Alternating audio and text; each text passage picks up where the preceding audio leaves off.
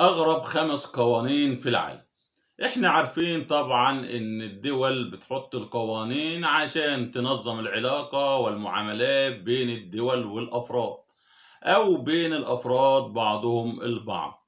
ولكن وجدنا إن في دول أصدرت قوانين أقل ما توصف هذه القوانين إنها أغرب من الغرابة نفسها.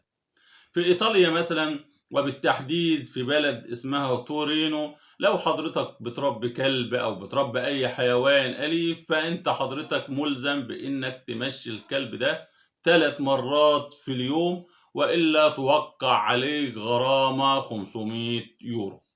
وفي بريطانيا صدر قانون بيحظر الموت داخل البرلمان، لأنهم وجدوا إن الموت داخل البرلمان بيخليك تعمل جنازة رسمية، وده الأمر المكلف جدا للدولة، بالرغم إن في 4 حالات توفوا داخل البرلمان البريطاني ولم يتم لهم عمل جنازة رسمية.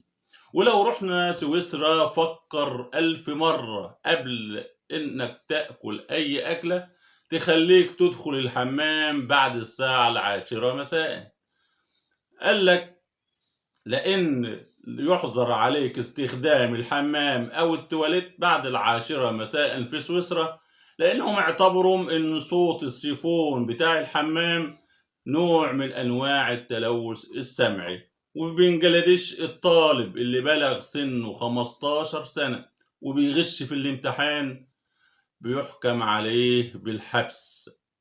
ولو رحنا سنغافورة، إياك تمضغ العلكة أو تمضغ اللبان، لأن لو مضغت العلكة بتضطر إنك ترميها على الأرض، وبالتالي تكلف الدولة أموال باهظة لإزالة هذه العلكة. خلصت المعلومة، والسلام عليكم ورحمة الله وبركاته.